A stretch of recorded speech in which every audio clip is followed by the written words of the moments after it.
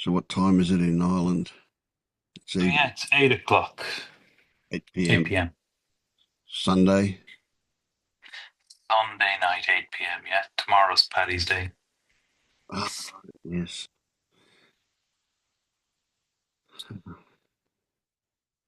You're Monday morning, are you? Yes. So it's Patrick's Day where you are now. Yep. Yeah, 7 a.m. here. Okay. I've my notepad with me. The odd time I used to take notes. Then I haven't done it in a long time, and then I keep forgetting everything after the meetings. And actually, I haven't watched the last meeting back, but there was something in it. So I'm definitely going to make a little note or two because I keep forgetting to do things after the meetings. Like, it's great coming here, but unless you're doing practice in between, it's kind of, but it would be extra beneficial, I think. Yeah. The a benefit from watching it is watching yourself and listening to what you say yourself. Yeah. Because it's kind of crazy, but when you just say things as they're being said, there's not it sounds weird, but there's not really a connection to them in a way. They just come out. And then Mm. when you watch yourself saying them, it's like you're hearing somebody else talk. There's an objectivity about it that gives you a different appreciation of them. And so you'll hear yourself say things that give you clues that you wouldn't when you're actually saying them. Yeah.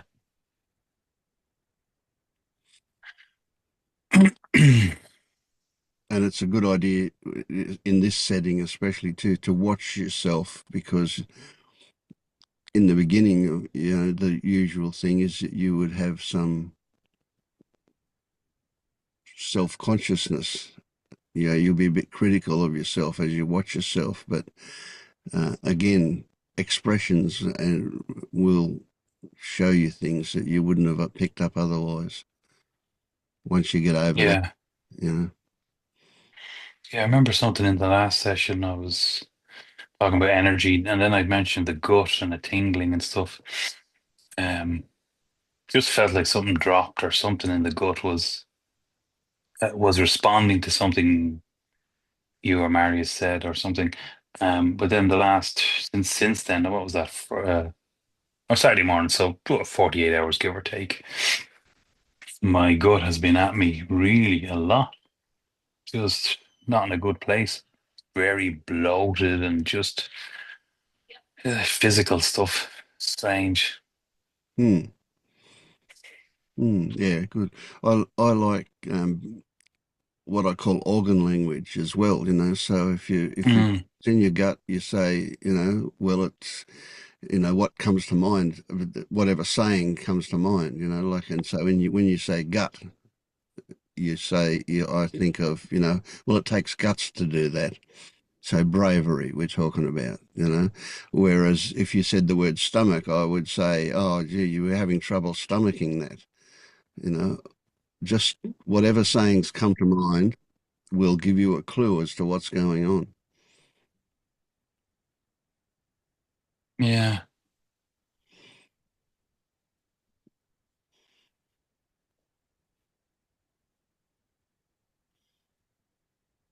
It's funny, the gut is a place where, and I'm just drawn to talk about like in men for a moment, like when you're younger, you know, you don't really have that much of it. Well, not everybody, the gut.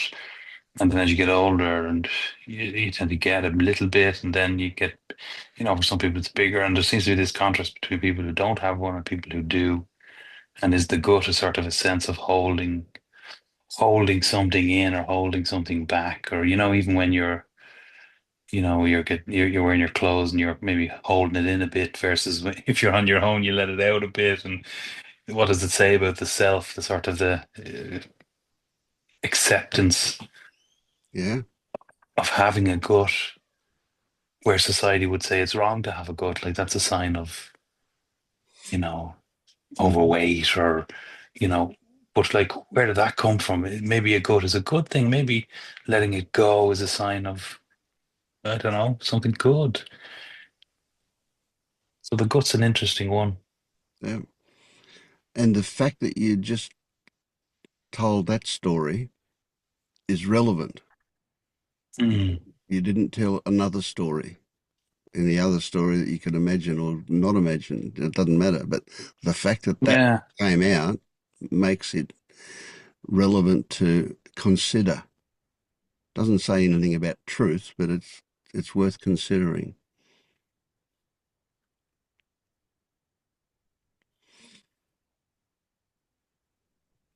And especially when you couple that with your mentioning several times about trips to the gym. Yeah, there's that transition, or there's that you're starting to get a gut, but you don't want one. So it's that contradiction, it's that confliction of resisting what is essentially. Mm.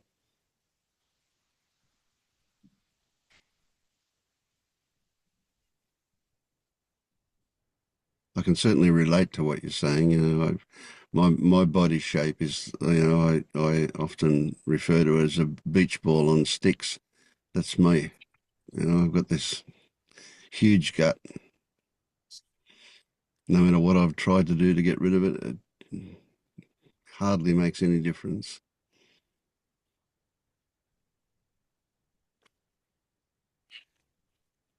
But then I spill my guts all the time.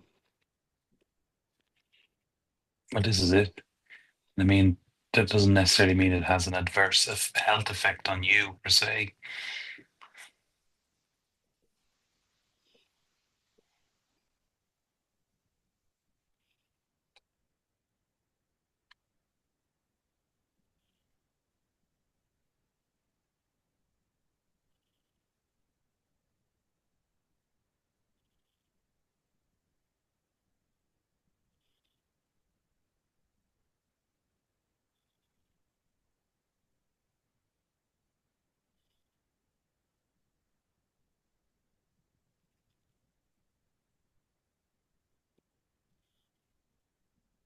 I think what I've noticed with it though is, particularly with eating food or drink or whatever, it's all, it seems to me it's in some way connected to emotions and feelings. And so the fast maybe would put you in a position where you have to maybe look at or feel or deal with things that you otherwise would then not, by eating or socializing and all the things that go along with it. So that there seems to be a connection there. Mm.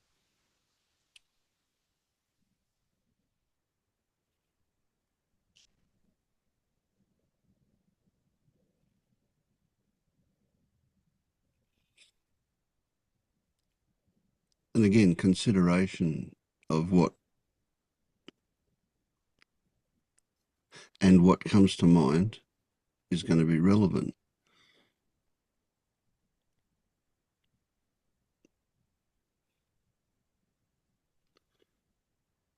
I used to regularly fast, and I would fast for 3 days, sometimes 4 days, with just water.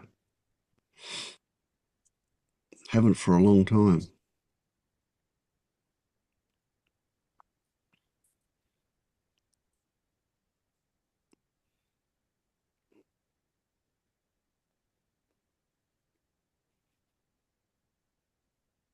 So it could be something as as I was going to say gross, not in horrible, but as in big, as using food to avoid, to escape, to distract from, or it could be more a metaphorical thing where we're trying to take stuff in. all the time, really looking for knowledge might be a metaphor for eating, taking it in and digesting it. We talk about digesting knowledge, don't we? Yeah. Mm. But I can see that scenario, and I don't know i- for other people, I can see a scenario where I might be sitting there and I know I'm not hungry. You can check in with the body. I'm not hungry, Mm. but something is desiring to eat. Yes.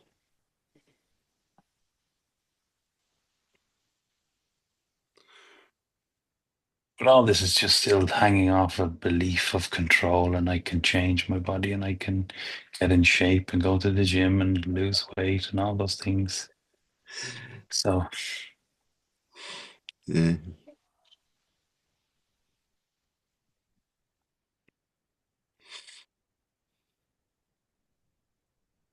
Whereas I feel totally helpless about my body. No matter what I do, I can't change the shape of it.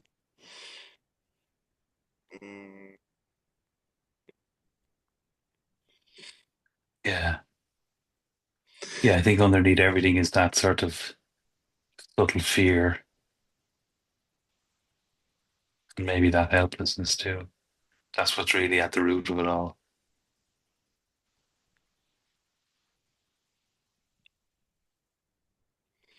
And there's something for me, again, in that eating because I'm hungry. One of the things I noticed with fasting for several days is that I'm actually never hungry in the way that I used to think of hunger. Hunger is very much a mental thing.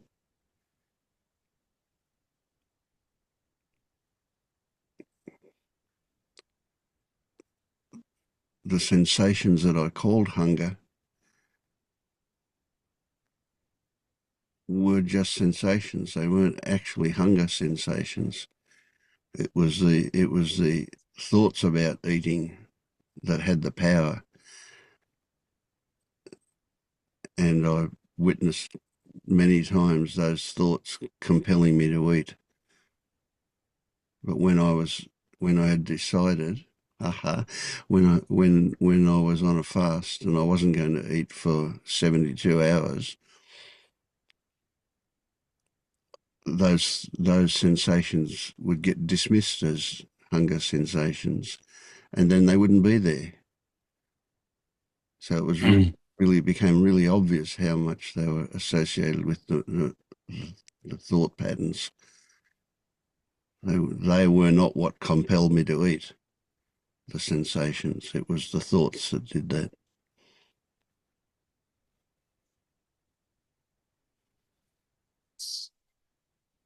Mm.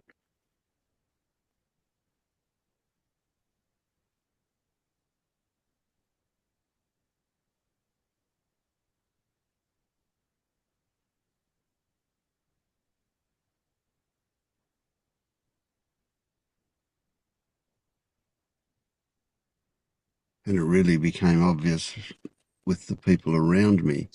You know, when I got into the third or the fourth day of not eating, they would start to get even alarmed, might be the right word for how they would be, saying, you've got to eat, you've got to eat. And I'm saying, no, no, I'm happy. I don't need to. But the stories they would tell themselves produced a definite fear. You know, my wife and my daughter in particular. mm. Yeah, well, I was going to fast today. My wife said, like, you don't need to be doing extremes. Just, just eat well or eat, light foods, healthy stuff. Just give your body sustenance, but don't overdo it. Fasting is just starving, and then you want to eat more. This yo-yo thing. So I was kind of, I listened to her anyway, so that's what I did.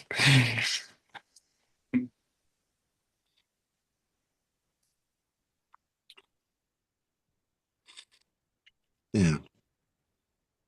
Maybe it's just in the genes, Vince. Maybe if you look back at your dad or your uncles or your family, you can kind of go, well, that's the body shape they were, and that's the body shape I am. Yeah, Nothing I can do.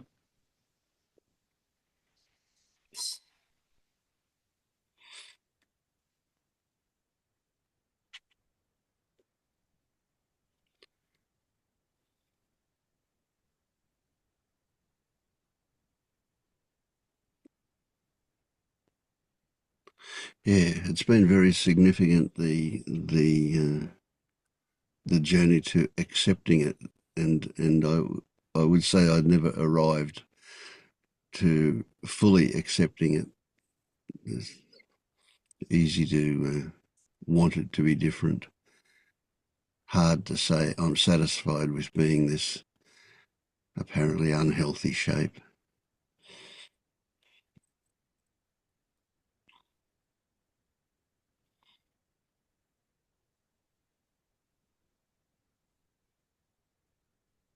I don't think anyone's ever really fully happy with it, is they? Even when you're younger, you're like, oh, I want to be bigger. And you're older, I want to be smaller.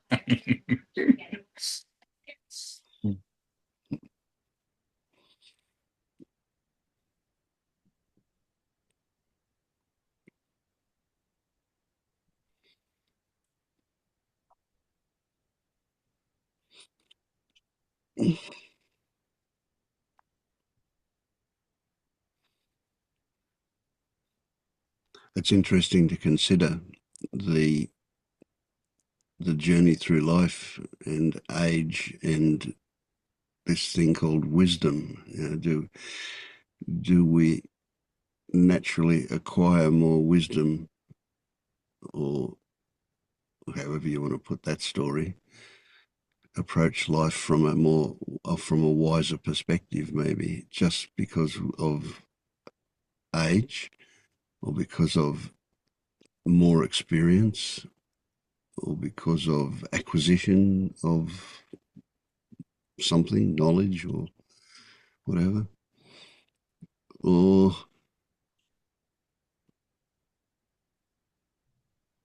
and of course, it becomes a ludicrous story to straight away to generalize that to everybody, because we all know older people who are really stupid, and we know older people who are really together. So, well, some people do and some people don't. But a lot of the stuff that we're on about here is stuff that some people acquire seemingly spontaneous as they get older.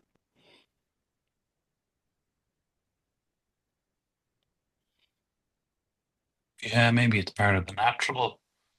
If allowed, it's natural in a way, to some degree.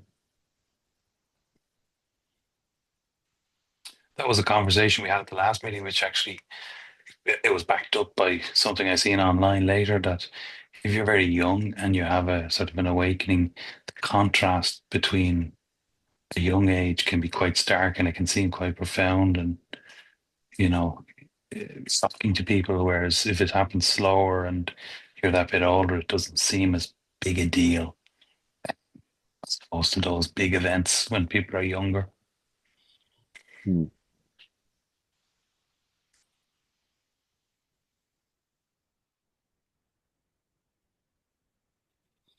And of course, there's a whole book of stories around age, getting older. I I asked somebody I was working with the other day who was forget now exactly, but I think they were 28 years old, and I asked them what they considered to be an old person. How old would that person be? And they came up with 60. We think that somebody's old at 60. And my reaction was, wow, I'd love to be 60 again. That really sounds young to me. Yeah. Uh, but it's inbuilt. That's one of the really, really big stories in our society, isn't it? Getting old, aged, etc. You could be saying the same thing again when you're 90.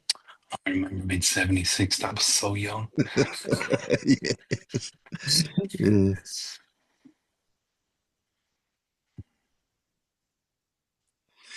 It's all relative, isn't it?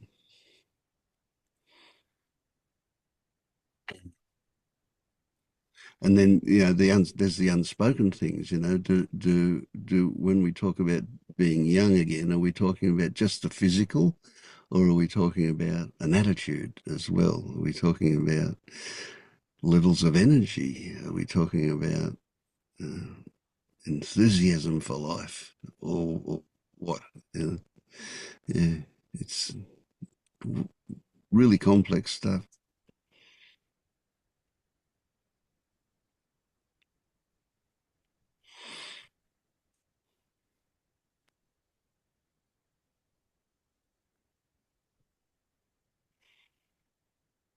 Mary is just, well, there's a bit of silence.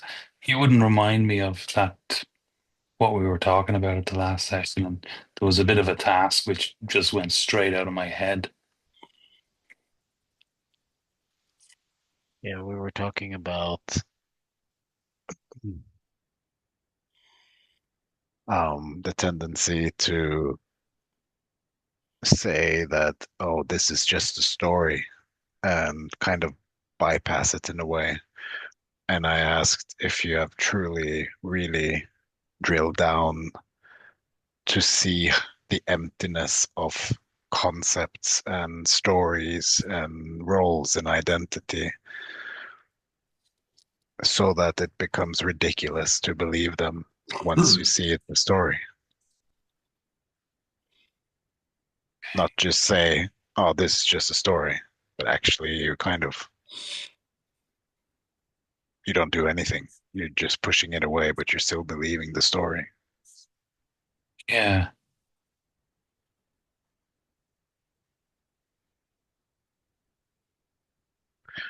So I've touched on this before, but when I did that, my process with that, my whole identity, ego structure just crashed. That was a big deal for me.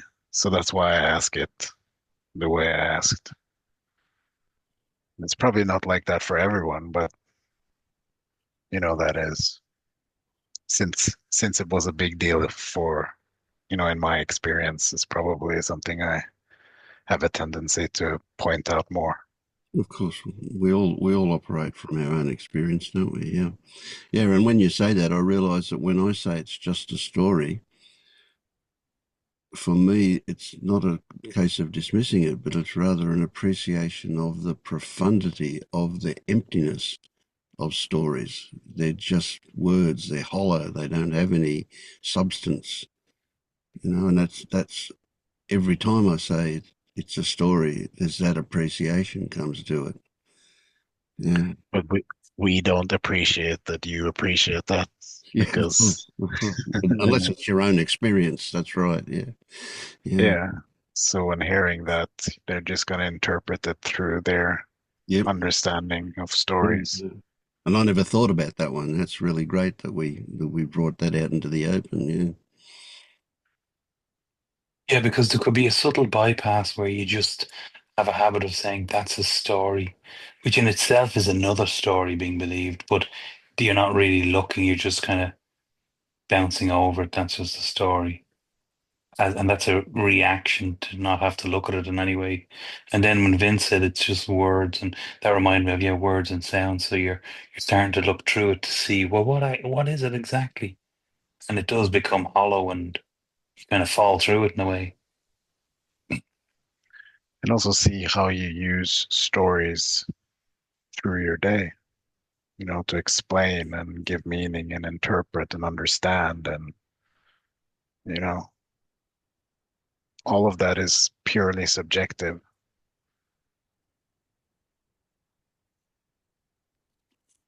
It's not real.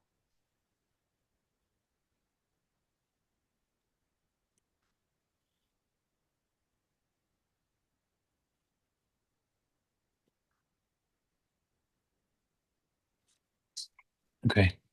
I'm going to do a little bit of that while we're on here tonight, so I might be quiet for a bit because I was telling Vince a story about my gut, so I'm going to have a closer look at it.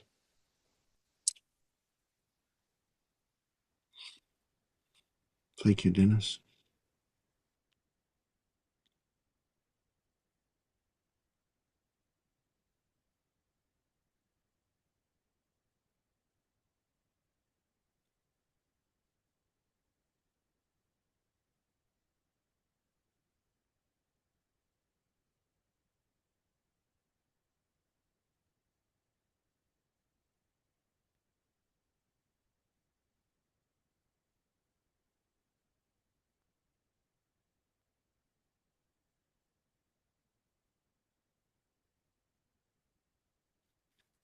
How's life been for you, Kazumi?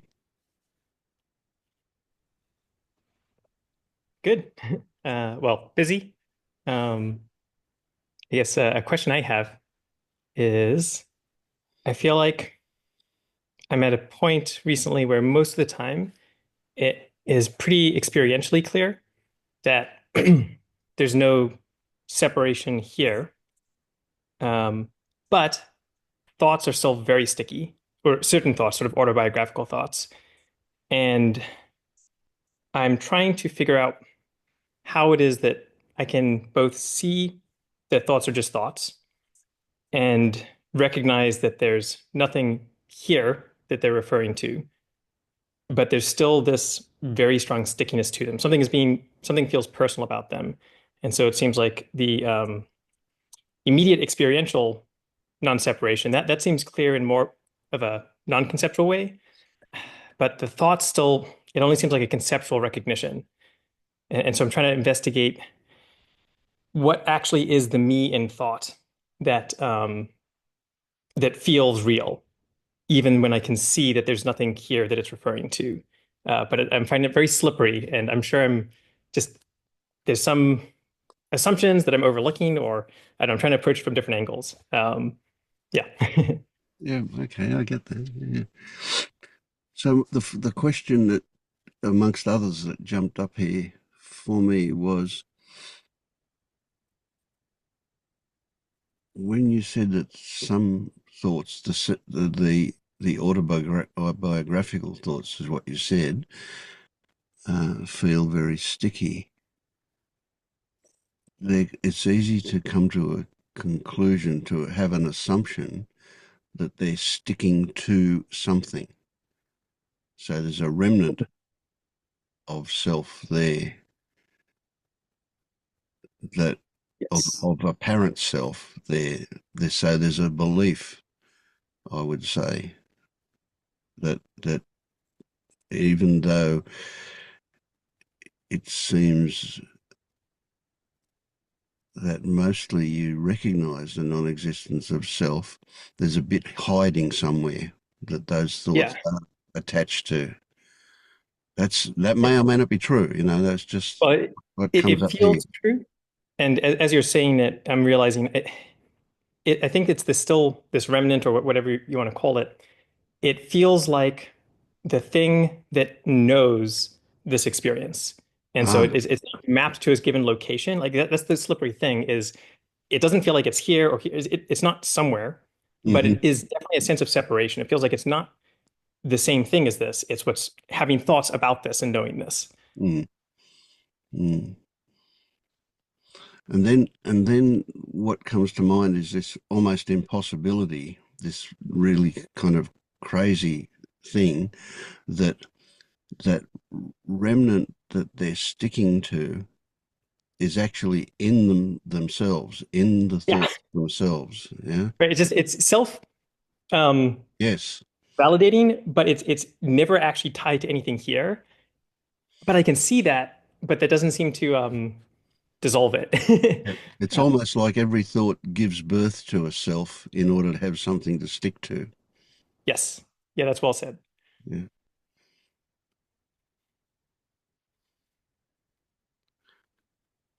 And the natural inclination is to say we need to get rid of that. Yeah. We Yeah, want to, there's a, we want you're right, to, there's resistance. yeah. But the way I would approach that is to turn it on its head, so to speak, and go, isn't it good that that's happening? Right? That's showing you something that Hmm. otherwise you wouldn't notice. So we don't want to get rid of them Okay, yeah. until we've seen what it is that they're showing us. Yeah, okay, so that Yeah. helps relax the reaction to just push it away, but then Yes. there's still the sense of what to do with it. Yeah. Yeah. Yeah. Yeah. Well. Again, that's the natural inclination is to think I have to do something. This is presenting as a job to be done. Hmm. When in fact, the most effective way to do that job is to not work at it. That's hard. Yeah. Yeah. It is. Hmm. So how do we notice it without exciting that part of us that wants to get out the tools and hack away at it? Hmm. How do we notice it in its fullness, in its completeness? See, if we start hacking away, well, we've got some bits missing already, and we're not going to see what they're showing us. So we want to be very gentle with it and Hmm. accept it as it is in its fullness, in order to learn, to discover. Discover's a better word. What it Hmm. is that it's wanting to show us, and it's another one. Everything leads to more, if you like, but there's going to be a belief there that is exciting its existence. And then we go, what is a belief? What is a belief? Does a belief have to be something in itself? Is it self-contained? Does it have existence? Or what is it? And we very quickly get to a point where we don't really know what a belief is. It's kind of Hmm. crazy, but it's something we respond to in a different way, Hmm. just something else. It's something that seems to have substance, and that substance is very, it's tangibly us. I don't quite know how to Yeah. put it. Yeah. Yeah. Yeah. There's actually okay, two things I want to emphasize that you said that I think resonated. One is attempting to approach this with more of a light-handed curiosity. So not trying to change it or do anything with it, just observe it with minimal interference. Um, and then this other question of sort of what is a belief? This has been something also that's come up a lot recently in the investigation is realizing that a belief only seems to be known in the moment when the thought is appearing. And yet there's also this sense of, but it's always there. But that maybe that's a belief, or I'm not. It's Mm, interesting to try to see how this works because there isn't actually something here that is always knowing all these things. yep. It's just in any moment there's a thought that will come up and it will say that there's the belief, and it will also say that that belief exists even when it's not here. Okay. Yeah. Yeah. So what if a belief only comes into existence as the response to it gets activated? At other times it may not exist at all. So that's why it's so hard to find, because it's not there unless we're responding to it. It does seem like that's actually how it works, but it then seems to cast this much bigger shadow because of the assumption that it's there all the time under the surface. Yeah. So this is a big one. This is a really interesting one, and I use my tinnitus as a perfect metaphor for this. Hmm. I'm not aware of my tinnitus unless I think about it. So as I'm Hmm. talking to you about it, I can hear it. Hmm. When I'm not talking about it or thinking about it, it doesn't seem to exist. Yet there is that assumption that it's always there, and its existence, it no, it I want to say it's existence, but it's a really crazy one.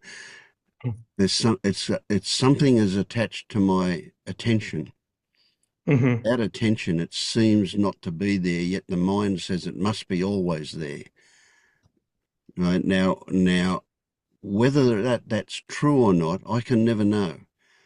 Now, maybe I could go to an audiologist and I could hook up to a machine that would tell me that yes, it's always there. But then the whole time I'm doing that test, I would have my attention on it. So Right. I've no idea whether it really is always there or not. And who cares? It doesn't matter, right? From my perspective, when I'm not paying attention to it and I'm not hearing it, that's my reality. And when I am paying attention to it and I can hear it, then it comes into existence for me. This is the trick, for me. So Mm, we're not talking about an absolute again. We're only talking about a subjective perspective with all of this stuff. right.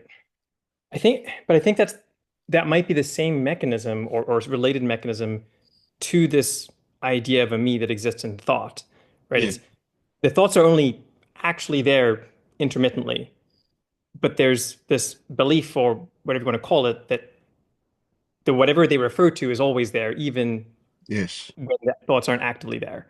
right, So in that case, it's hard to just do the oh, who cares? Because it seems very important, like that's me in thought. right. So But there's a maybe it's really there's a serving really interesting one that comes to mind, that if you're aware of something, mm, then you're aware that you're aware. mm, If you're not aware of something, you're not aware that you're not aware because it's a non-event. mm.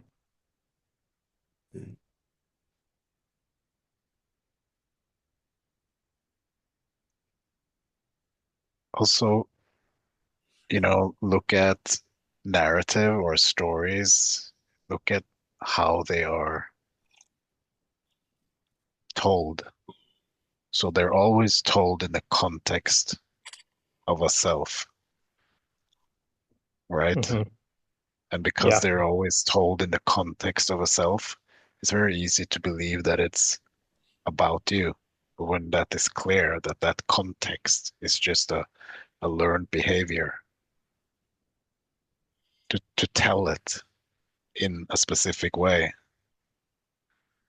Um, the body reacts to those stories with the most familiar sensation that you probably have in your body. And that sensation is what most of all feel as the sense of me. So if you're Mm. not in the knowing, if you're not in thought and aware of your thought, that sense of me is not really there.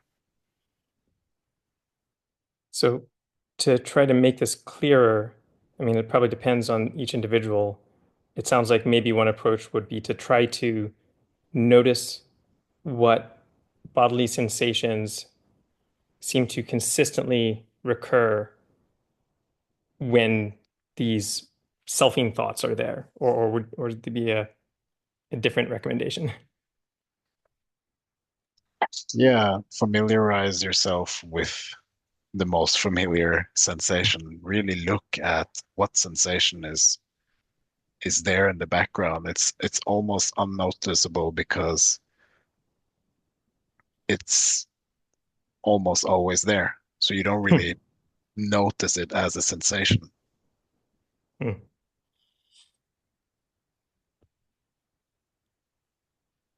Or maybe to Vince's point, it's either almost always there or it's always there when I'm looking for it or aware of it. It's always there when thought is there. So, and when you're looking, there will be thought. I would go as far as to say it's only there when thoughts Hmm. create it. Now, this is a big one. Get that. So when I give people my cup exercise to do, you know, it's becomes obvious if it works, if people can appreciate what I'm trying to show them with that, is that your only reality, your only actual thing that you call reality is your current experiencing. Everything else is conceptual. Right? Hmm. And when you are totally involved in seeing or any of your sense inputs, but seeing is the one I use primarily in the cup, you're so involved in seeing that all that's happening is seeing. And then I ask you to ask the question of yourself, who is seeing? Or equally, what is being seen? And to notice what happens when those questions are asked. And what will happen, Mm. hopefully, is that you will recognize that seeing stops in order for you to Mm. consider who is seeing or to consider what is being seen. And so there is proof in that that those things only exist conceptually, not actually. So Mm. you are a verb, not a noun.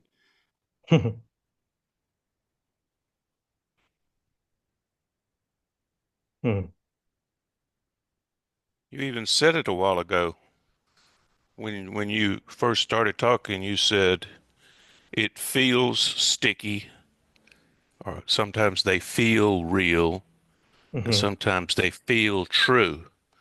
Now, for you, the operative words there were sticky, real, and true. What I hear is the operative words is feel. What Mm. what Marius was pointing to, feeling.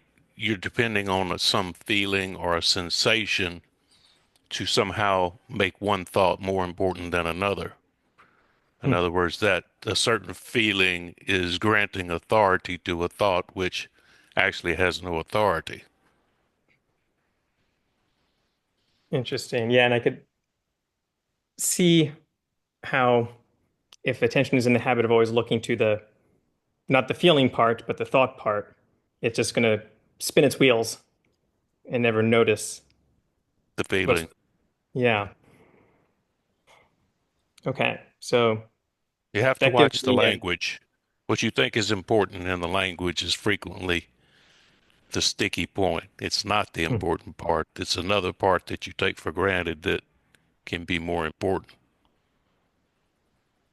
Just like when you start off with the sentence, I, me, my, and my this, my that, this, that, the other, the concentration on this, that, and the other, as opposed to what is it that actually owns anything? hmm, Nothing. And then just to complicate things, there's the unacknowledged peripheral thoughts that hang off the other thoughts, like the assumption that it's always there. hmm. Never acknowledged, but it exists. It hangs off. Right. Yeah. If you specifically inquire into it, you'll discover that it's there, but it Yes. doesn't Yeah. But by otherwise, default present itself explicitly. mm. Hmm. Also, when you approach something like this as something to do, you're kind of reifying the doer. I know. Yeah. And so then you're kind of keeping the self alive by doing that. It's yeah, it's a separate, I don't know, paradox why this works at all. But if I had to make a story about it, the plan that the mind's already creating is okay, really try to notice sensations, bodily sensations, and how they correlate with thoughts. But it is believable that if that gets trained to be enough of a habit that it starts happening automatically, then it can happen at a time when it doesn't feel like there's an effort to do it or a deliberate will to do it or thoughts saying to do it. And I feel like that can be the moments where it becomes clearer that there's something there. But I agree when we're actually trying to do it, it's it covers itself. So one way to look at it is because we had this talk and you kind of made these thoughts that you have now, the system will Mm, might recognize that when this happens, and there's no I like doer in that. that. Right. That's a good framing. Thank you.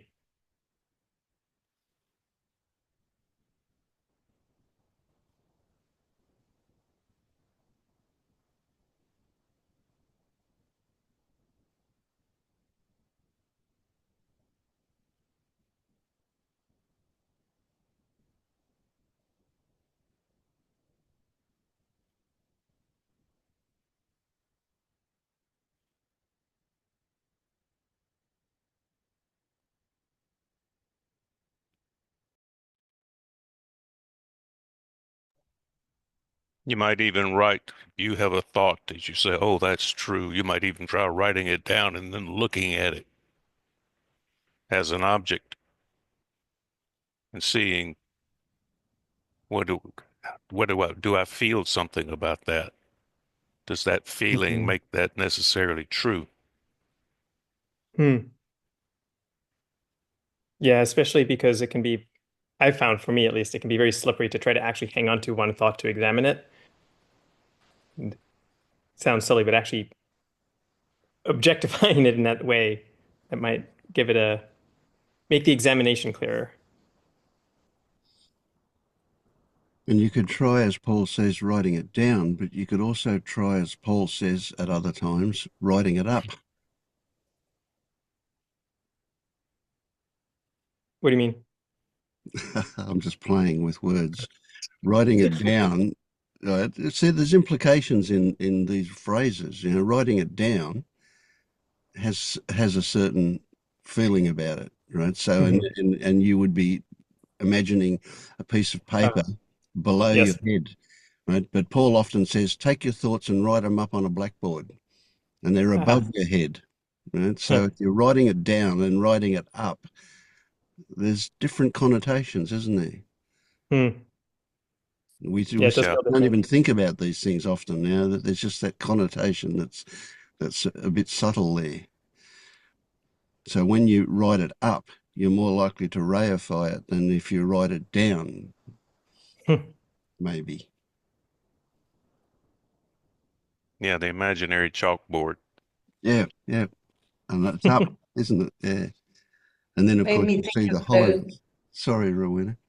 I was going to say, I just got the image, at the beach, you have the planes and and Yes. they drag Oh behind yeah. a banner of, that just came into my mind. That's a good one for thoughts. They're just kind of flying through and just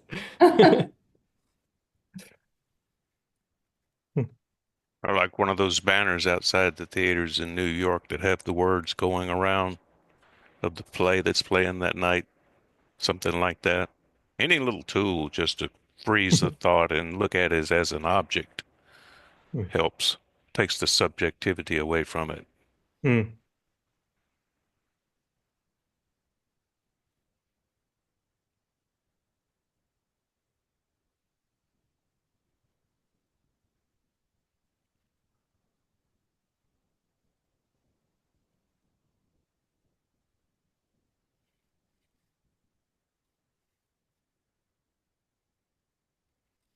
You know, what comes to mind here is now that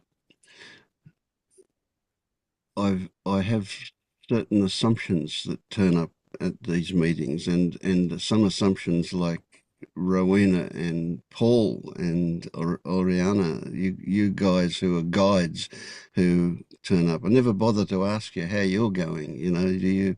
I always assume that you're here to put out rather than to examine anything, but it may well be that that's not an appropriate way to be. So tell us, Rowena, how are you going? Oh, I'm always examining. I mean, there's always something to examine. Although if you're asking me point blank right now, and I've got a blank, I'm coming up with a blank, but It was one quite thing. We're going back to food because Dennis was talking about food and the gut. And I was staying with my mum in England for the last almost 2 weeks and got back to Belgium, I think on last Thursday. And she is such a foodie. She's nearly 91, and all she does is think about the next meal. And so she lives on her own all the time, but I'm actually, this time I somehow was completely in awe of her because she feeds herself so well, and I'm on my own now. And I'm much more Spartan. And so then spending time with her, I sort of got used to eating more and having, dessert and things like that. And how now I'm coming back here and I'm still buying in my Spartan way, but I've got little sort of like, oh, I feel like something sweet, or I feel like, and so yeah, it's just that was sort of curious seeing habits how habits get quickly installed and then get uninstalled and just sort of adjust with something and that yes, I just had so much appreciation that how energetic and she was much more than I am preparing meals and everything. And I'll bring in astrology here, Vince, just for you. She's a Taurus, and I'm the opposite, Scorpio. So, Right. the Yeah. Taurus Yeah. Taurus love the material world. They love this, they She's love all the that. bull in the china shop. I'm Well, I'm yeah, a Taurus Halloween as well, like your man. yeah. There. Okay, so of course that's all. It's all nothing, but it's fun to play with those concepts. Anyway, yeah, so I suppose that's been something which I've Mm. been thinking about. And it's interesting when you look at it like that, how it it can almost be like self-love, that when you feed yourself and Mhm. yeah. Yeah, that's true, Zip Vince. I really was thinking that in all the ways that I'm in a way, I could be so much more, but the thing is, I prefer to do other things. There's other things. It's like, oh, well, food is all very well, but there's other things I prefer to be doing somehow. Although I have my moments, and if I'm listening to music, and then I get quite into it. But I used to be much more than I am now. Mm. Thank you for that. It's all grist for the mill, isn't it? It's all, Mhm. yeah.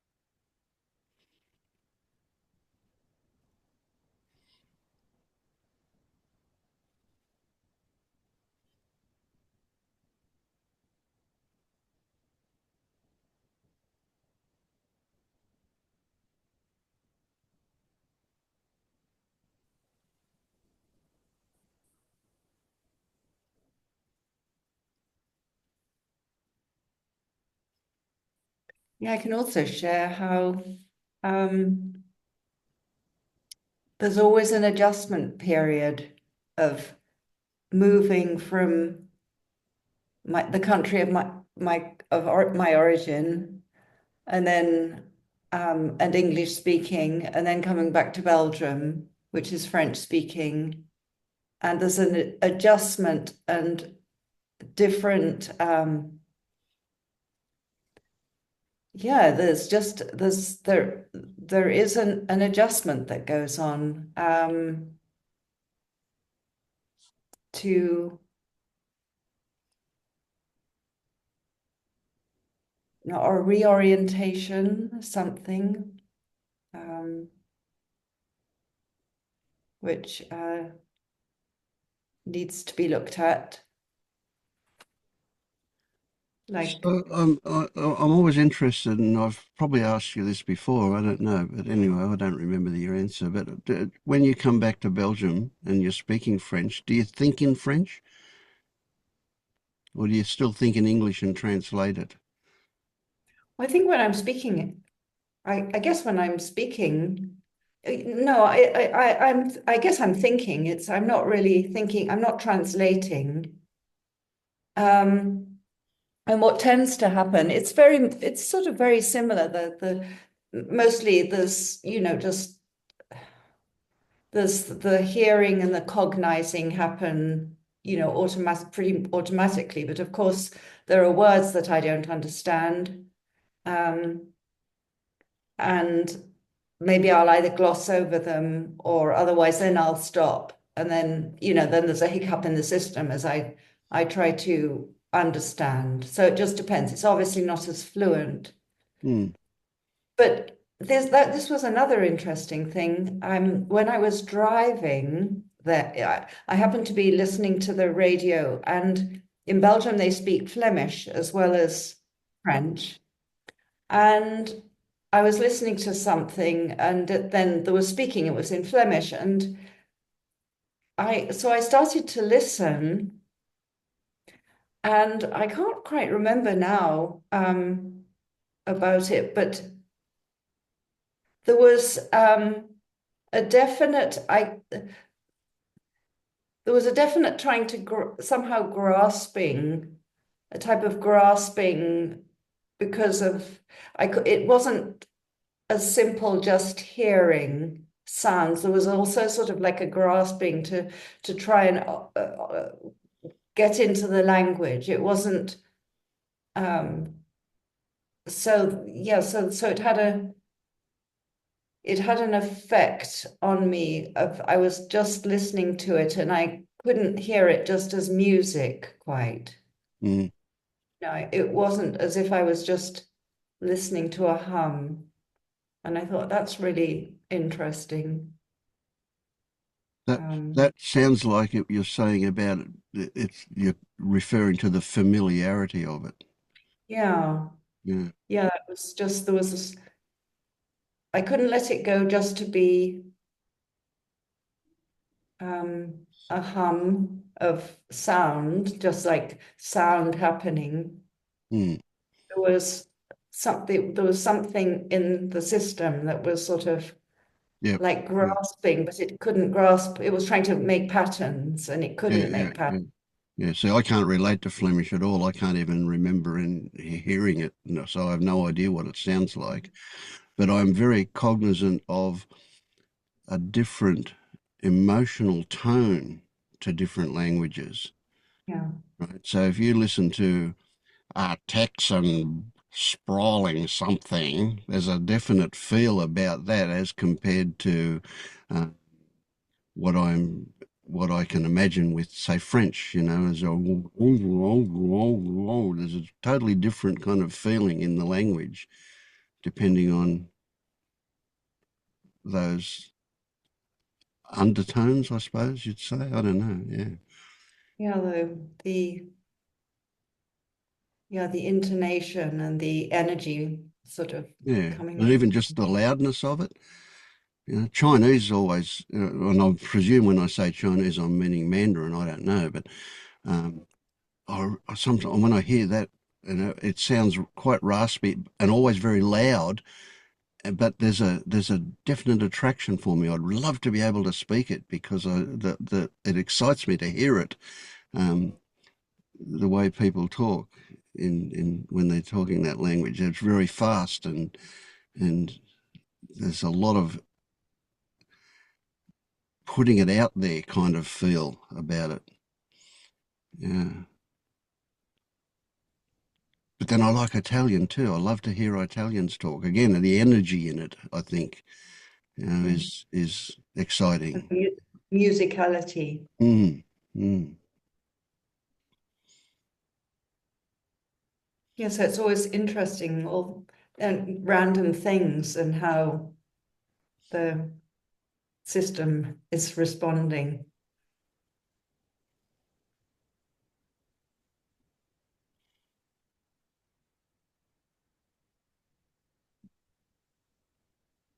And at a personal level,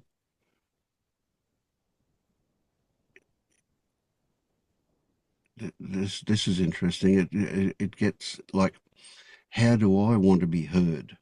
And I'm hearing my own voice, and of course it sounds totally different to me to what it might sound outside. If I listen to myself on a recording, it doesn't sound anything like what it sounds to me when I'm speaking it. But yet when I'm speaking it, there's a definite intention, if you like, to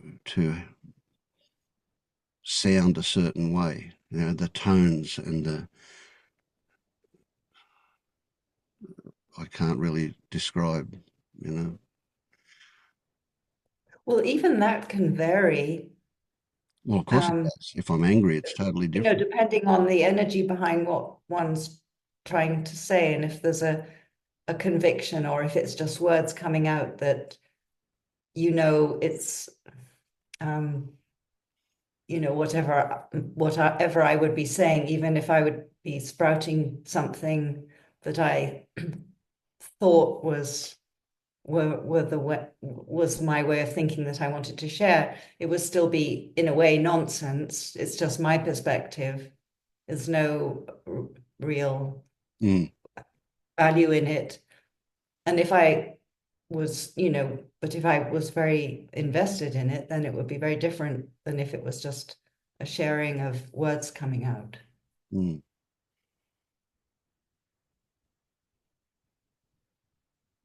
And sometimes that does still happen.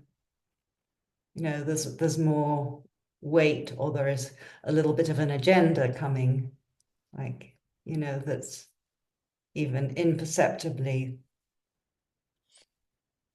Mm.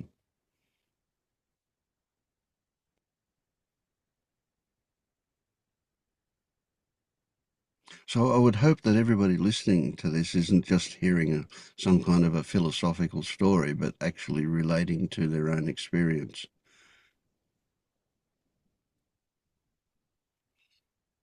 Mm.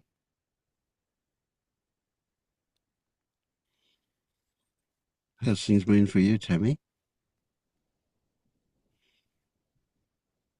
I notice my assumptions when I say that. I have an answer in my head that you might say.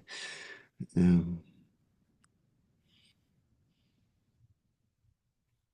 how's your neck? Well, I want to hear is that your assumption? I wanted to hear Oh, your, no, my assumption was that it will be good. Yeah, that oh, you're I in a don't know good. if it's good or bad. It's just stuff.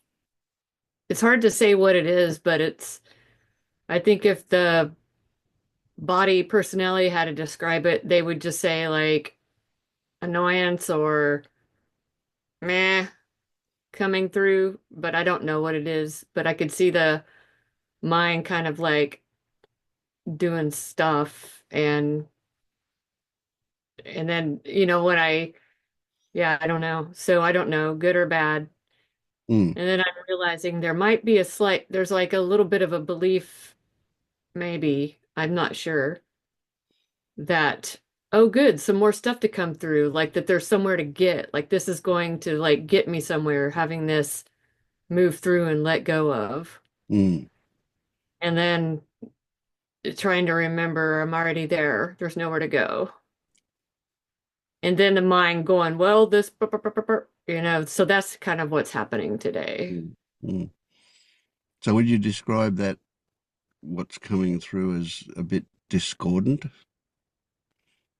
I don't know. I mean, if I wouldn't choose it, I suppose, but I really don't know. I gave up trying to make sense of things because I really just don't know. Mm, It does, earlier today I was like, this does feel like the fucking Matrix.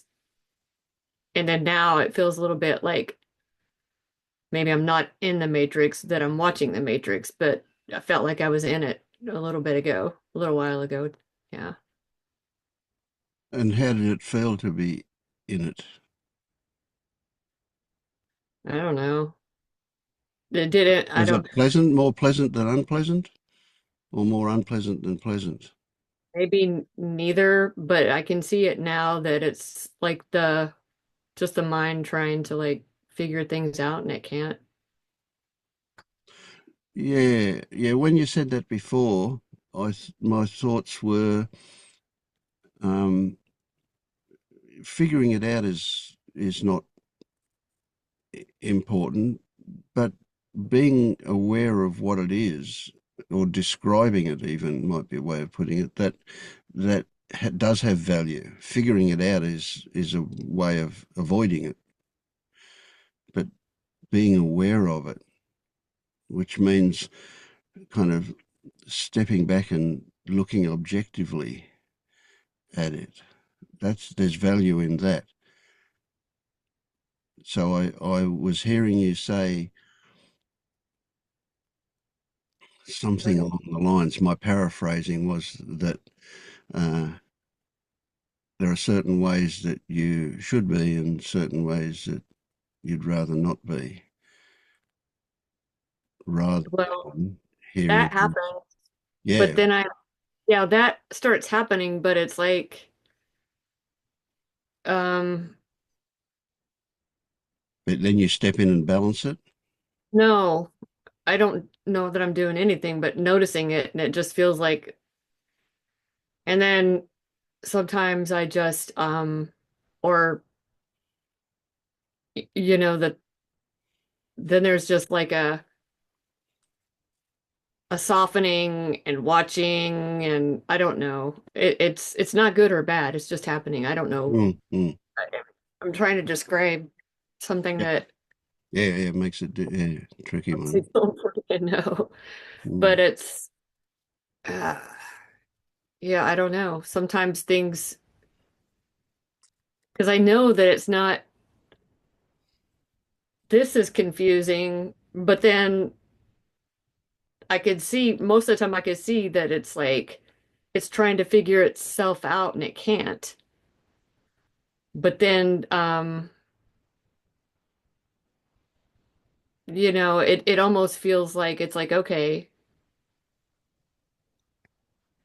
how do I describe it?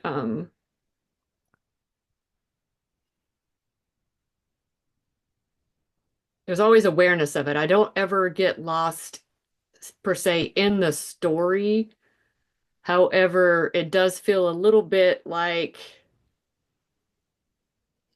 tangled in between Yeah, yeah, yeah. What you were things. referring to as the matrix earlier, Yeah. that what would you call it? Complexity, or would you go as far Yeah. as to say confusion? No, I don't know what it is because now Mm. it's gone. So it's like trying to Yeah, describe a ghost you just got because it's not memory. Yeah. there. But it was, and then now, and then it felt a little blockage. But then it just now, it just does what it does. It just passes. So now things feel a little bit more clear. But I just remembering to not fight anything that comes up, Yeah. just watch it. But sometimes, you get the 1-2 uppercut punch, and then so you're just kind of, wait a second. Yeah, yeah. But then you're like, okay, wait a second. You do a little dancing. I don't know why I'm using boxing. This is what's just coming out. It's stupid. No, it's not. It just is. But it's like then you just kind of dance and then you see like, oh, then you could just see all the punches coming and you're just like, oh, okay. Mm. I don't know. I have You've no got your idea. balance again. Yeah, yeah. The boxing analogy, that's crazy. Mm. Just shows you don't know what the hell things are going to come out because I don't know why boxing just came out. Okay. Another But thought that came up here was hypervigilance. So yeah, trying to be vigilant for whatever, I guess, and then find yeah, that balance of not. Oh yeah, then the thought comes, which I realize it's a thought now, but then the thought comes like, okay, am I being too vigilant? Okay, are you doing? You're not supposed to do anything. You're supposed to watch. Yeah, that came out too. yeah, And yeah, then, trying to catch those things and just realizing like, okay, I think that's what I mean by like this going and yeah. trying to remember that I'm aware of that. I don't know. and then even not need, yeah. So So, now it almost sounds ridiculous. oh, of course, when we say it, that it changes everything, doesn't it? Well, I wonder, it does occur to me that vigilance actually creates stuff to be vigilant about. Hmm. Yeah, I don't know. I just feel like where is that fine line or the middle way, as the Buddha puts it, that fine balance. Sometimes I feel like that I'm balancing going like this, trying to like get my, my Mm, footing, I guess. That's maybe what it kind of felt like. Maybe. I'm just mm. things are just getting thrown out. So here it screams out that I want to give you relaxation. Drop it all. Don't have to stop thinking about it. Just be spontaneous. Yeah, Well, not figuring it out is taking something complicated and then breaking it down to something simple. This is already simplicity itself, so figuring is a futile mission in a way. I used It's to have a lot already of, simple. yeah, I used to have a lot of hypervigilance, and I think it's if it seems there, it's there's normally some body sensations going on at the same time because it's a sort of like a there's a need for there's a need in the nervous system in a way to be vigilant, and it can be seen because it's trying to be protective of being vigilant, so I don't know if that would be helpful just to say, oh, that feels like that. It's not just a hyper alertness. It's coming from also, it's also connected with some, energy or body sensation. I'm pretty in the body, so I'm not quite sure. Okay, maybe It it could be doesn't, that very was, subtle. No, it's okay. mm, It could be very subtle. I mean, but it's like it doesn't happen all the time where it's like that, but you know, just sometimes, occasionally when it goes through, something happens where I seem in the weeds or matrix or whatever, and then it works itself out. It's really not a problem, but it just at the time it does seem like it, but it's not, I don't know. Just something that goes through every now and then, like a dust storm, tumbleweeds. Mm, Yeah, I'm not sure, but good to say good night to everyone. no, good no. night.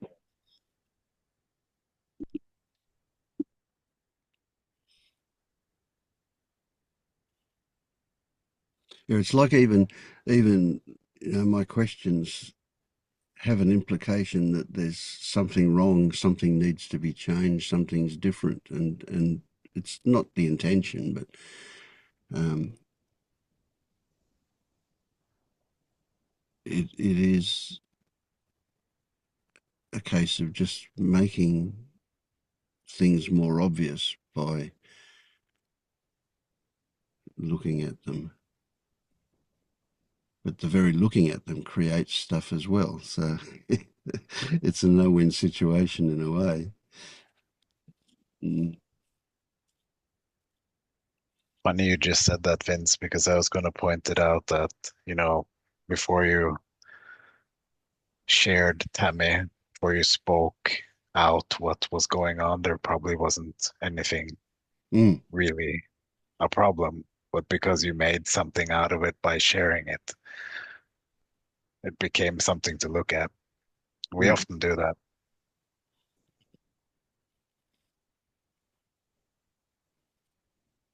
Yeah, because it passed and it's not a problem because it wasn't. Well, it was at the Yeah. time, it seemed like one, sort of. I mean, now it seems silly to even cause it, it's like because it's not here, so it seems kind of silly, but yeah.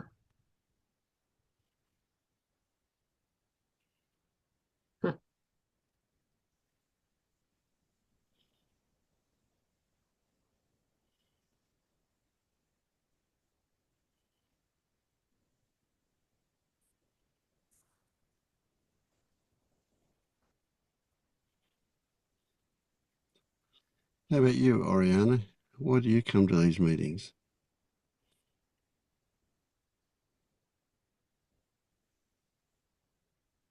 Why?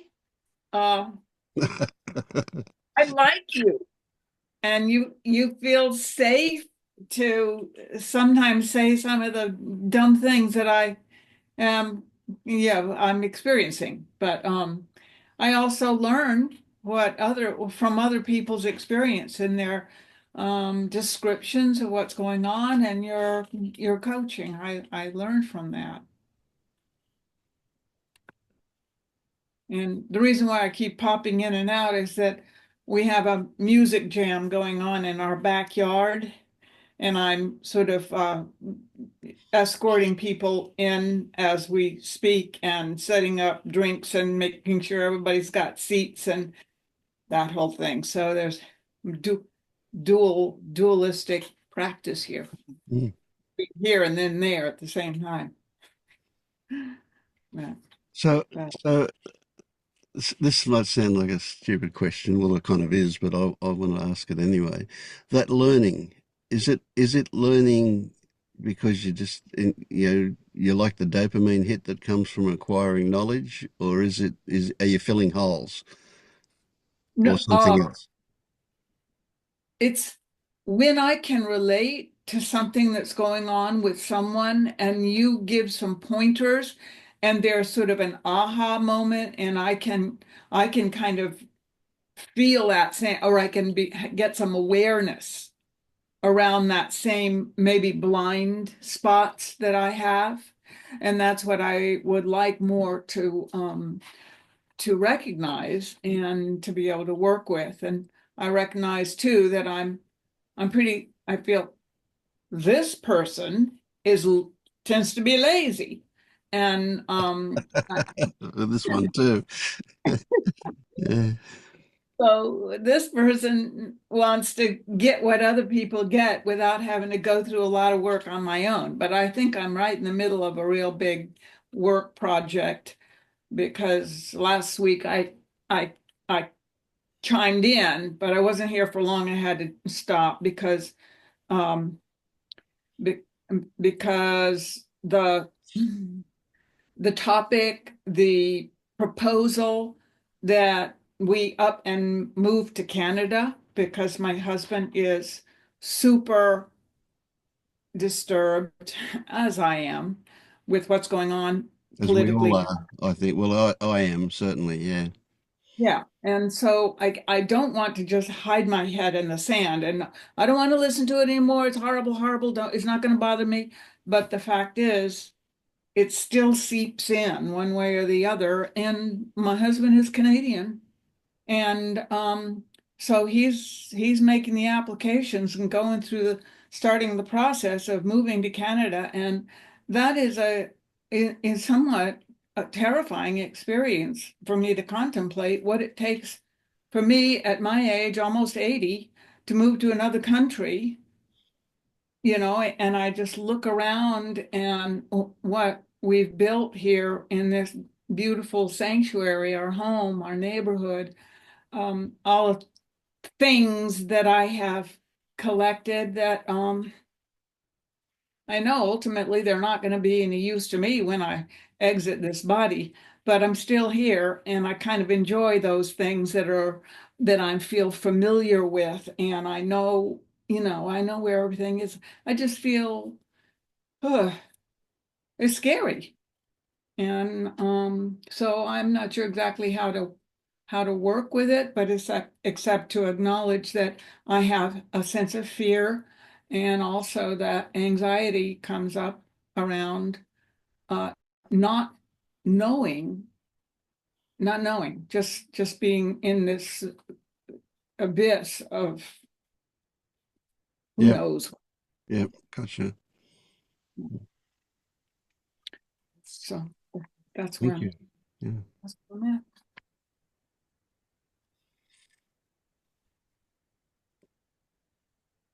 Can I ask you a question, Oriana? Yes, Oh, it just came up for me is why move? What's wrong? exactly. that's what I've been contemplating, and I also kind of have to be a delicate in proposing these conversations with my husband because he's pretty on it. He didn't want to be distracted, and he's very politically tuned in, and he looks at all the news and he reads all about it, and he tries to engage me and pull me into the horror show. Um, but I've thought about that. Why move? Well, what came up when I thought of that myself was, as it turns out, my friend whose father just died, he is Dutch. He has a bunch of books. I took a book home and I started reading it. Well, it turns out it was a true story of this couple in the Netherlands, right at the beginning of World War II. And Germany was invading all these countries, and the Netherlands, people in the Netherlands said, he'll never come here. Don't worry, it's them. It's never going to affect us. And it did. And then I also thought about, in Germany, those people who were the most likely to be the worst affected at that time, they were in this, well, we can just stay here and wait and see. And in a way, that's kind of what comes up for me. Shall I just go, let's just wait and see how the shit hits the fan and where it lands, or let's just get the heck out now. That's kind of where I'm at, and it's not a good place to be.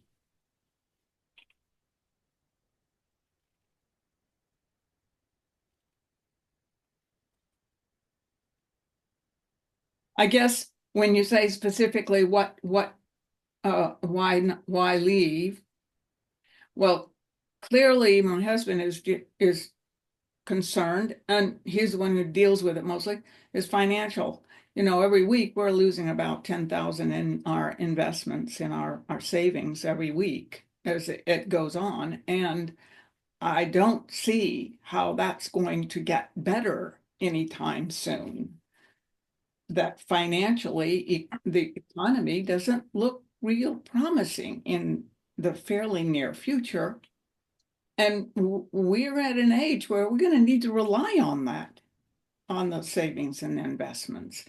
Maybe I'm just being too paranoid and too self-centered. I don't know what it is. I'd like to be able to say, I'm going to just trust and be guided to the right place and the right decision. It'll all work out. But Yeah. There's two things there that just kind of jumped out at me. One would have been, before you mentioned the financial stuff, the one would have been like the only problem is or just turn off the radio and turn off the news. There's no problem. There's nobody at the front door. There's nobody down the street. There's nothing actually happening. And with the financial stuff, yeah. It depends on what part of the world you're in. People have a different perspective. Some people would say Trump is basically just using tariffs and is willing to bring America close to a recession in order to get better access to the world and have a much more stronger economy, and that the bounce back will be great when he does that. He doesn't actually want to bring you into another recession like happened in the 1930s when the Americans used tariffs and put them out and caused a major recession, that there could be quite a quick bounce back once he gets the negotiation he wants, and that he's not thinking it through that deeply, so that there's, you know, yeah. But like, again, we don't know. But when you said you were in your 80s, and I'm assuming your husband is close to that age, to have lived your life in one place and out of fear up and just move to a different country is just seems, and maybe your husband is just busy with this activity because it's giving him something to do in the face of being helpless. But when it actually comes to moving, neither he nor you will want to move, nor will you have to. But I don't know. Yeah. Yeah, that's the bottom line. I don't know. so the interesting thing with the move, and I guess I'm going to tell you what you already know, is that at any moment that you snapshot, you are where you are. There is no moving. So this moment you're in America and next moment you might be in Canada, but regardless, you're always where you are. So the whole idea of moving is the sentence I just said, the idea of moving. Mhm. And that's what we respond to. Oh my God, what am I going to do with all this stuff? Oh my God, am I going to lose something if I don't take it? And what's the difficulty of taking it? God, I need a huge truck to take everything, and et cetera, et cetera. We can build incredible stories that we respond to. Yes. Look, and I'm, I'm over in here in Australia. I'm a long way away from it, and yet I've watched my investments go down. Wow. And my wife keeps saying, how much did we lose today? And I keep saying to her, we've lost nothing until we sell. That's right. So will I wait until Trump's gone and things go back up? And in fact, you can imagine if you had enough money, you would have been very smart to short the market when he got in and buy hugely as he exits, because that's when things will rebound. And I'm imagining that all the billionaires that he's got around him will be doing exactly that. They'll be making a fortune out of that because he's manipulating the market. Every Mhm. time he makes a statement, the market goes downhill, loses in Australia. I think it was $12 trillion or something that we lost in one day based on some statement, Yeah, just amazing. I mean, I don't know the actual figure, but it was a lot. Yeah. That's So some people are seeing great. this as a great opportunity. Yes, it is. Yes. And I'm rooting myself right here, right now, and being present with all. And I tell you, a whole lot more grateful for all that I do have. And I guess that I've taken for granted all these years. And I look around and wow, um, Yeah, gratitude, major gratitude right now. yeah. I keep saying a lot of good things are going to come out of this, even though most of them will probably be by accident, not because of his intentions, Right. but good things will happen. And one of the really good things I'm seeing is the whole world is saying we need to be more independent. Mhm. I see that as a great thing. God, how long have we relied on Big Brother or Daddy to look after us? Right. That totally true. I agree there. Absolutely. But it's also the loss of the allies as friends too. Of I course. mean, Yeah, they don't have a personal vendetta against me or any of the other American citizens. It's just the way that our country, our administration right now is treating the rest of the world yeah, as if, yeah. you know, And even treating those in their own society that they consider to be enemies, the woke ones, the latte sipping leftists or whatever, you know. Yeah,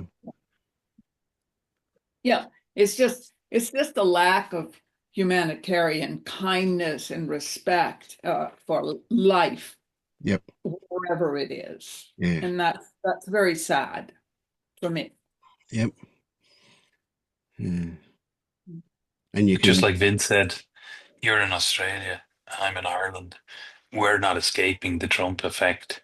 So move or not move, you can't escape it. Your finances can't escape it.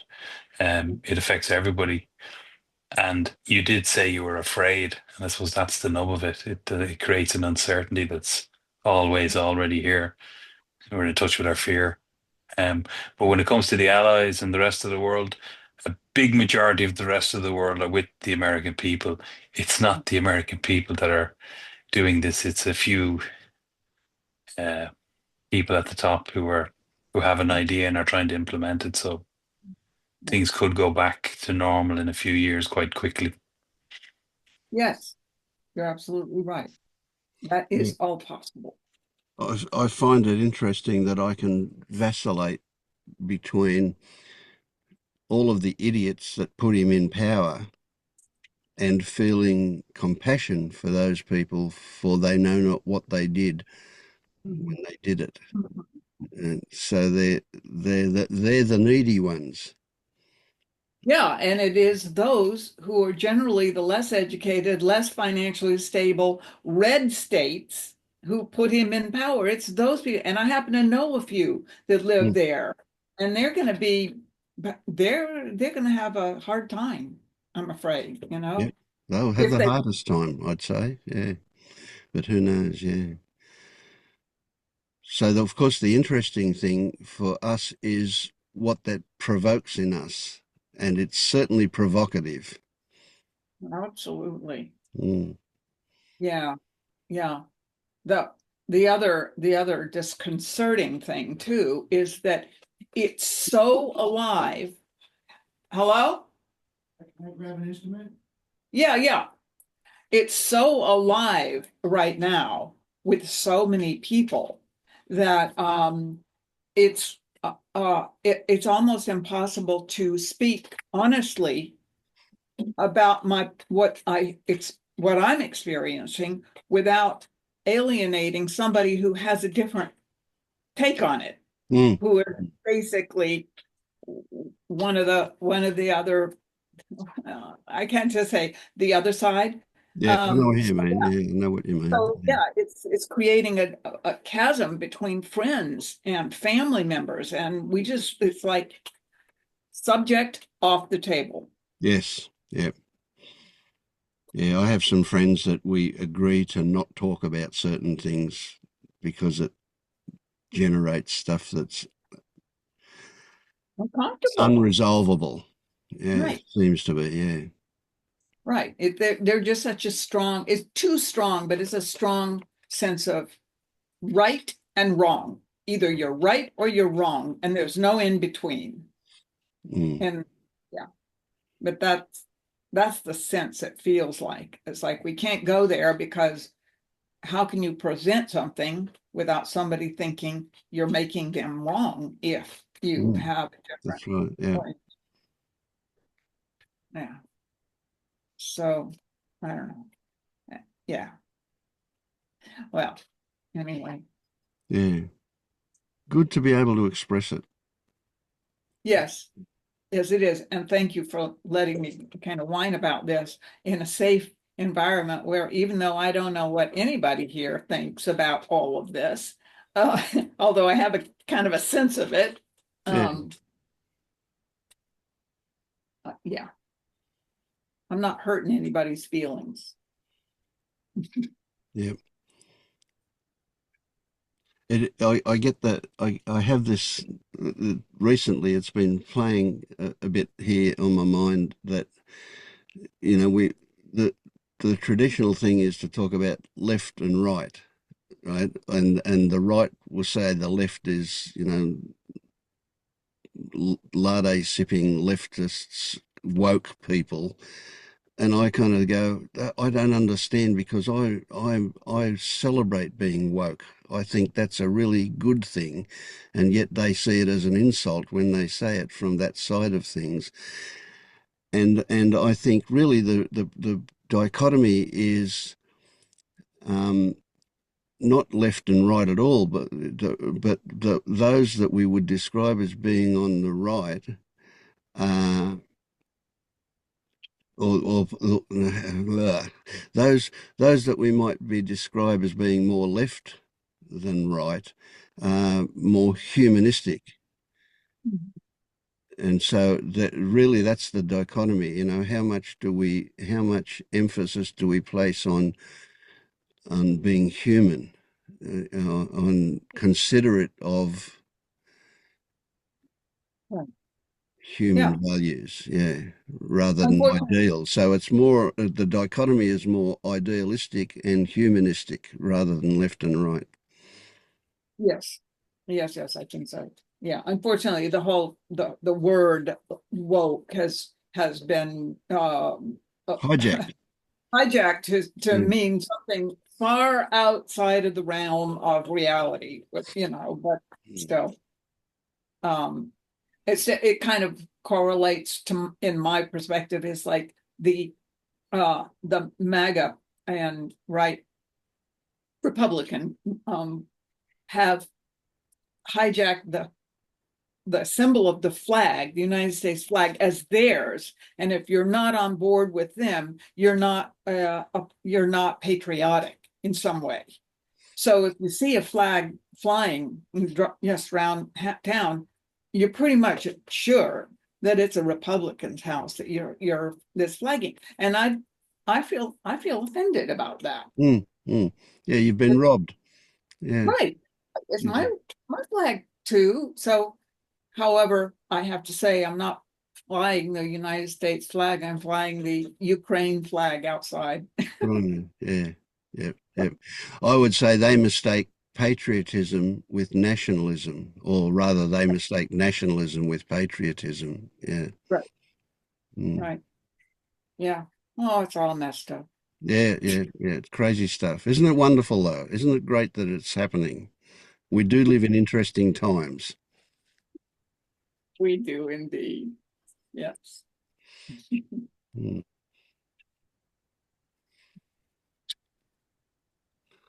How's things for you, Celine?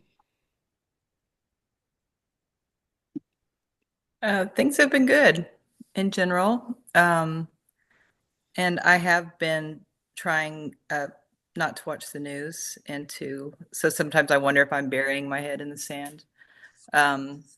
Yeah, what's coming up right now, and really the last couple of days, because, even if you don't watch the news, you still can't not hear. But just kind of the whole illusion of security, like that we think that we can even know how anything's going to play out, and that we like even trying to think about moves that could be made to try to help be more secure. And like, who knows what's going to happen? Who knows what's going to happen in Canada tomorrow? I mean, maybe we think we can go to Mexico or Canada, and how do we know that that's even a better choice? So Oh, yeah. Sure. yeah, just trying to be with what is, and not succumb to fear. And and as you guys were having this conversation, I was just like trying to notice how it felt in my body, if I'm and so the good thing is that I'm not feeling like a sick feeling, like where historically I could feel what I would call fear. There's definitely, some what feels like anxiety, but it's not, yeah, it doesn't feel like fear. It just feels like the unknown is what it feels like. Yeah, that's excellent. Yeah. I mean, even here in Australia, there's a very real possibility that what's happening in America will cause us to go into recession. And then the thought came up, I wonder if security is actually not thinking about it.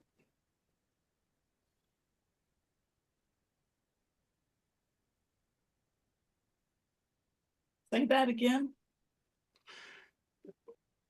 The actuality of security isn't out there, it's simply not thinking about it. If we don't think about it, then we feel secure. It's only the moment we think about it that we start to feel insecure. So it's nothing to do with our external circumstances. It's got to do with what we think about. Maybe. I'm just wondering if that's the case. I suspect it is. But even that would just be a feeling of security. I mean, it's not security. Yes. So there's no actual such thing as actual security. There is just the feeling of, in fact, security is a bit of a misnomer in that it's the absence of insecurity. So if you've got the guards standing at your front door looking after you, you could say, I feel secure, but that's just a description of the lack of insecurity that might be there if they're not there. Mm-hmm. So insecurity is even a bit of a conceptual thing. Let's replace insecurity with feeling threatened. Feeling threatened can be very real. And when we don't feel threatened, we can say, oh, we feel secure. But we would only say that when we think about it. So really feeling secure is nothing. It's not there.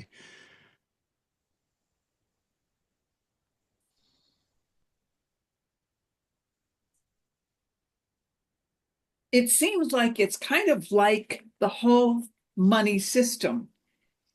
There's no actuality of it's all in it's I don't know where it is, but it's you go it doesn't actually there's I don't know what I'm saying here. You know what I'm saying. Yeah, I get what you mean. Yeah. There's no reality to the gold or the dollars or the whatever. It's all an agreement of some concept that's sort of like floating out there and somewhere. I don't really understand it, but that's the whole thing, that we've all put all our hopes, dreams, and sense of security as to how much of this imaginary security in the way of money, finances, is we have enough. We got enough for ourselves. We got safe because we got enough. And yeah, I don't know. It just is it's a bizarre concept to me. Yeah, absolutely. Mm. The whole money system is conceptual. Right. Mm. And we all agree on it. And maybe that's a good thing that's going to come out in the end, that the whole system worldwide will change so that it'll be more equanimous or whatever, that that there's not the haves and the don't haves, and the countries that are controlling the money, and then the other countries kind of have to play along with them. And I don't know, just over my head, way over there.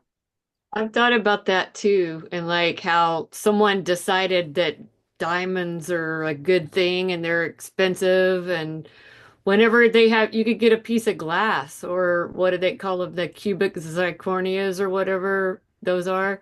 What someone, like, whoa, this is so precious, and it's just like people can't even tell the difference unless you're like a jeweler looking up close. I mean, who Right. cares?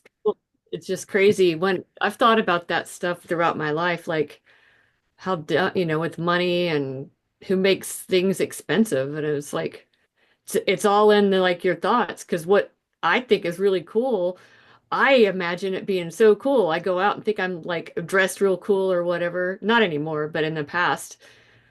And then I'm like, wait, they didn't think I was that. I thought I was pretty cool. Or, you impress one group, but another group is appalled. Mm. Just that weird duality of everything. Like, yeah. I remember when I was younger, blasting my music, thinking everybody wanted to hear it, that I was really cool. And now when I hear people blasting their music, I think idiots. Just so weird. This whole dream or whatever we're in, it's simulation. It's like this movie. It's like you watch TV shows, and what we're in right now, you can't make this. I mean, it's like this is like a really shitty movie that you really, I don't know why you turn it off, I guess, but for Yeah, some reason, yeah. What were the script writers on? Yeah. my The reality show that Trump is just dragged into the public, from his right. past on the reality show. You're Ah, fine. I mean, I really can't even believe it. I just can't believe when you look at it, like, no, everybody would always say, they're the government, yeah, they're just crooks, they're just money, and or they're rich, getting richer, and then they put them in there in charge, like the richest of the rich. I don't know. It just seems to me like I really am dreaming, and I just can't even. I don't know. It Yeah, just yeah. Maybe we'll all wake up I feel tomorrow like laughing and go, sometimes. well, I that just was like, an interesting collective dream. Yeah. yeah, Yeah. yeah. So I don't. curious. Oh, I'm sorry. I'm curious on Paul's take on this, because I heard you mention in one meeting that for you it's just kind of entertaining at this point. And so, like, I wonder how to navigate when it doesn't feel entertaining? Like, Well, if you feel threatened by Trump or financial markets, you have some still very strong beliefs in place. And as strong beliefs dissolve away, it's just so, it takes some, beliefs take so much energy. I mean, you think about it, when you're feeling strongly about a belief, you're just sucking energy out of your going round and round with this stuff. And it's not that I don't care or don't have compassion. I think I just honestly, that just don't come up as issues for me. Now, I maybe have a certain foolish trust in reality because it seems to work out for me. Maybe that's misplaced. I don't know. These things just don't come up for me. I mean, I hear Trump all the time, and it really is more entertainment because he says the most outlandish things which will never come to pass. But that's just his style. You know, he shoots hard and then settles for less. That's what attorneys do that all the time. So I don't take him that seriously anyway. I don't take the powers of the president that seriously anyway. The people that actually running things are in the background. So Trump doesn't trigger me, and the financial markets don't trigger me much. Uh, I share people's fears about the stock market. Well, I don't share people's fears. I understand people's fears about the stock market, which is why I took all my money out of it years ago and put it in rental properties 3 or 4 blocks from my house where I control things and not Wall Street. So, you know, the country ran the way it did. Joe Biden was absent mentally, and the country ran the way it ran. That's why I say the president is, I think everybody overreacts to Trump because he's such a strong figure, but ultimately, things that are controlling these markets and the politics of the world are the people behind the scenes operate all that. So it's a combination of understanding Trump in a way and understanding how things actually run that you realize you can't really do anything about the people who are actually in control of most things, which ultimately is a bunch of bankers and financiers. But it also just goes with, you know, as you see through stories and beliefs become softer and, you know, the strong feelings just don't show up when those incidents show up. When Trump says something bafflingly, incredibly off base, you just say, well, there it is. There's another one. So I don't know. I don't think you can so take maybe that for when what I it's worth. Okay. So yeah, like So when I what? feel so maybe when I feel triggered about when I do accidentally hear some news that I don't want to hear or whatever. Because yeah, the stock market that everybody's been talking about. Not that I don't have enough money to even worry about losing in the stock market or not, um but yeah, I mean, I guess then it's just looking at those beliefs, like the beliefs underneath what the feeling is, or the triggered feeling.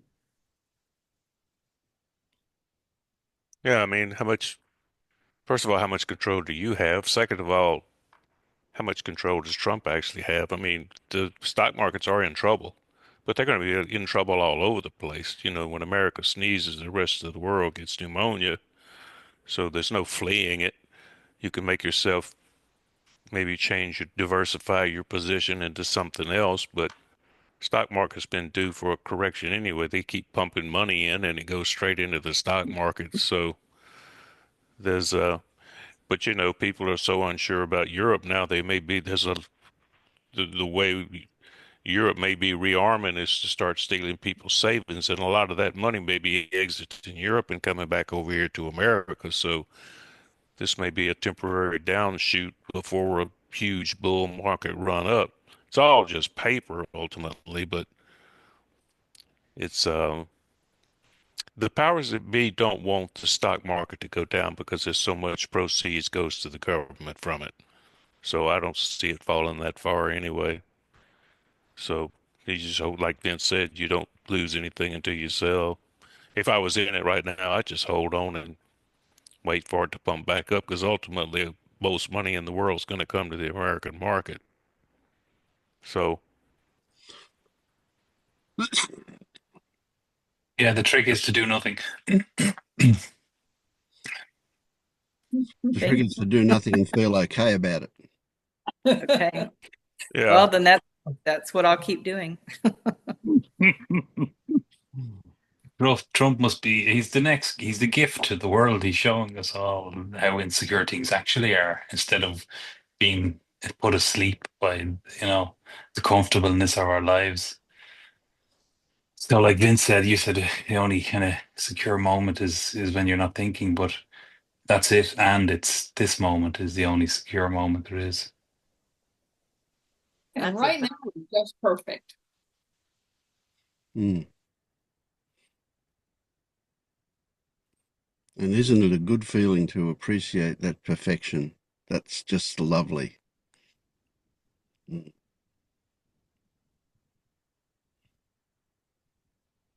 Yes.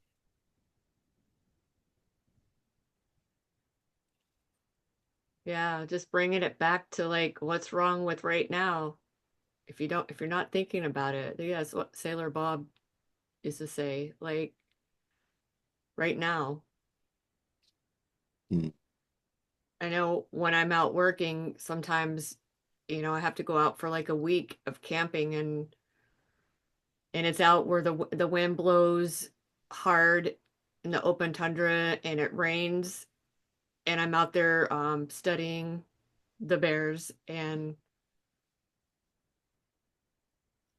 I've noticed the difference in the quality of my trips because I used to be in my head of like how I didn't want it to be, this rain sucks, I'm cold, how much longer do we have?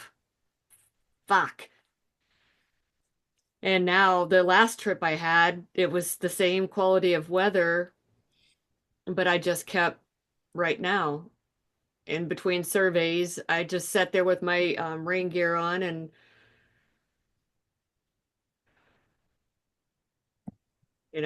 heard the rain on my head and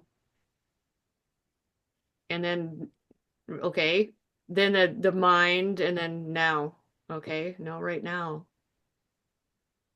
And the Mm. next thing you know, it's done with, and it feels so good to have, like, wow, okay, that we did it, cool. We got what we needed done. And it's just a difference. Like, and I try to remember that, that's what I just need to, just like, okay, right now, it's fine right now.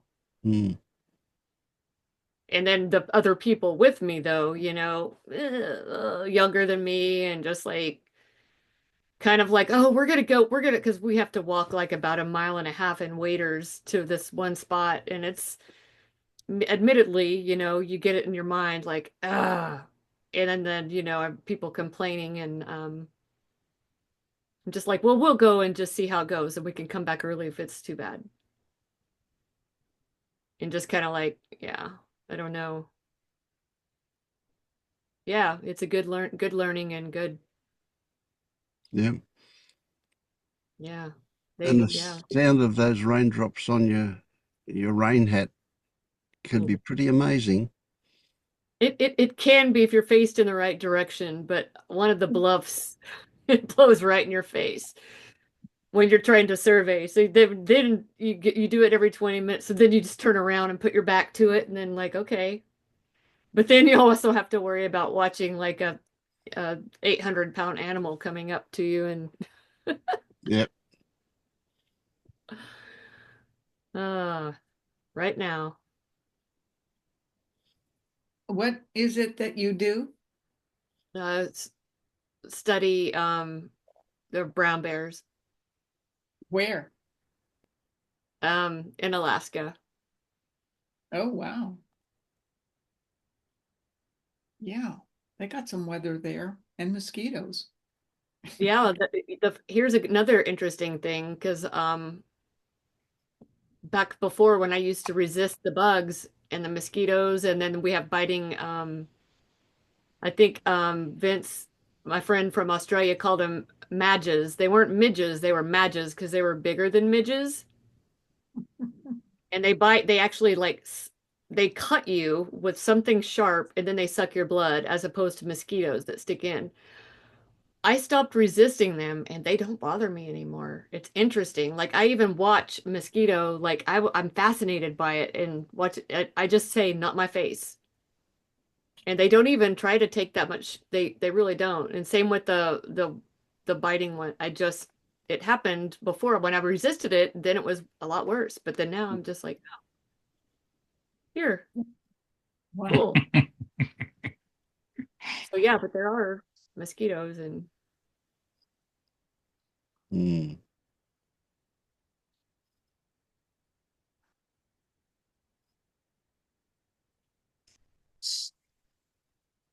Well, speaking of being here now, present, I've got a backyard full of musicians, and I think I'll grab my harmonicas and go out there and appreciate the moment and play some music. Good on you, nice. Ariana. And thank Enjoy. you. Yeah, Yeah. I suspect we all might go now. If nobody else has got something to say. Yeah. I'll Thank go you back all. to the unreal world. Yep. Yeah. All right. Enjoy. See you next time. Thank you. See you guys. Thank you. Bye.